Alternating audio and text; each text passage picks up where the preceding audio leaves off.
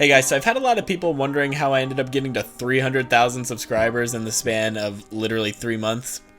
And so basically, I started thinking about that, and I came up with a short list. It's 5 items long. All of the steps are pretty actionable. You can do them relatively quickly. They don't take much time, and I think this is the fastest way to grow quickly on YouTube. These are more geared towards AnyTube than they are towards YouTube in general, just because I'm an AnyTuber, so just keep that in mind while you're looking at this list. But yeah, let's go ahead and get started with number 1, which is going to be start at least 5 podcasts. You don't have to make these good, right? All you're trying to do is prove to people that you and maybe 1 or 2 other people can talk for over 2 hours. That's all that you're trying to prove. You don't want it to be short. You want it to be like, make it longer than you think it should be. And make sure that you don't talk about anything too interesting. I mean, you should be covering the same basic stuff that everybody else is covering on anime podcasts. Like, just Google search, anime podcast, and the most generic 2 or 3 that you see should be your first 2 or 3 episodes. I mean, it's as simple as that. You should be doing your Goku versus Superman. You should be doing your sub versus dub. Just that kind of stuff. Stuff that everybody else is talking about, because you don't want to stand out. You want to be in the crowd with the anime community. You know what I'm trying to say.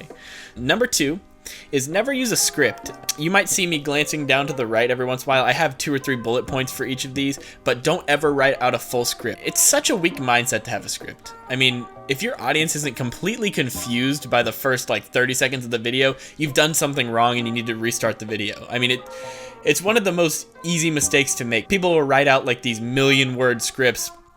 And what are they good for? Nothing. I mean, literally, it just makes you sound so stupid whenever you actually start making sense in a video.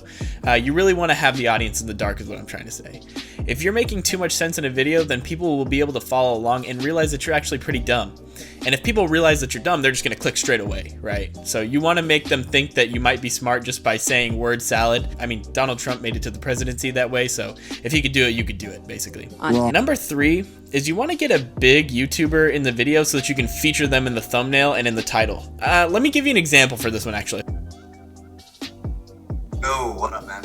What's up, man? Hey, I just wanted to get your opinion on something. What do you think are some of the most important things to getting started on YouTube? Alright, so obviously consistency. Alright, man, thanks. Take it easy. So that's a perfect example of how to get an AnyTuber into your video. I mean, you don't need them to be in there for 5 minutes. Really, you only need them to be in there for 10 seconds, 12 seconds. Just enough time to where you can put them in the thumbnail and in the title and it not actually be clickbait because they're technically in the video. So you really want to exploit those technicalities and make sure that everybody knows that you're not lying. You just simply bent the truth a little bit. You played with the truth. You still had this person in the video, but they just technically weren't in the video for that long. It doesn't really matter how long they're in the video is what I'm trying to say. As long as you get them in the video at all, then you can clickbait the shit out of them. And it's completely on the up and up because everybody sees clearly this person is in the video. You're not trying to make friends, I don't care about this guy. Again, step number 3 is get big AnyTubers to be in your videos to use them as clickbait. Step 3. This step is very important. I see a lot of people missing this step. Even big AnyTubers miss this step. And big YouTubers in general, is you want to buy the proper equipment. You should have at least 5 16-inch MacBook Pros, and that's one for each day of the week that you're going to be uploading, because obviously you can't edit and upload on the same computer every day. I mean, that would make no sense. It'd get disgusting if you did that. And then 2, you want to have a super good high-end gaming PC. You're not going to be doing any gaming because that would just, if you put too much stuff on your computer, it might slow down the rendering process. And as everybody knows, the rendering process takes at least 4 days. So you want something pretty high-end. It should cost you at least $10,000 total by the time that you're done. And then also, on top of that, you're going to want a good, cheap starter mic. You should be looking for something around, if you're really on a budget, you should be getting the Shure SM7B.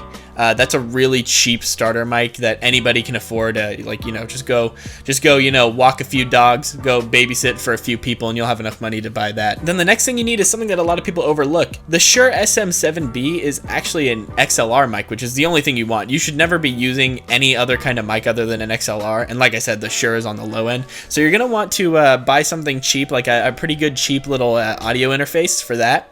I went with the Apollo Twin X Duo. It's a very cheap starter interface, and it's just something that'll get you off the ground, and then later on you can obviously buy something more expensive. Okay, so we're on to step 5. It's the last, but I think it might be one of the most important. You should be shit posting on a daily basis on Twitter. Never post anything if it has any substance or any merit or any value to anybody. It's not about that. It's all about tweeting stuff that's very obscure and that nobody's going to understand and nobody's going to think is funny.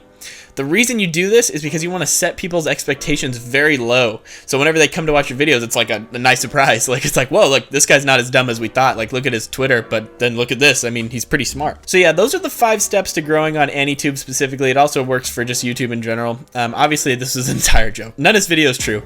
This was all just a big meme. I think that the reason that I felt inspired to make this video is because I only have 300 subscribers, and I have people on a regular basis being like, hey, how do I get started? And the actual answer to how you get started is just start. It doesn't matter what you're doing. I have a few friends that literally edit and record on their phones, and the videos turn out good, you know? So really, the whole answer, if you just wanted to skip to the serious part of this video, is literally just start, and just start making content that you like. And like Briggs was saying, he had the only good piece of advice in this entire thing, other than what I just said in the last 30 seconds, is be consistent. Consistently upload, consistently keep doing it, keep grinding, don't stop. Yeah, just have fun. Anyways, this was a fun video to film. It was obviously not very serious, but if you like this kind of video, let me know. I can do more of this kind of stuff. I can get more friends to be in the videos like these, and yeah, I'll see you guys next time. Bye.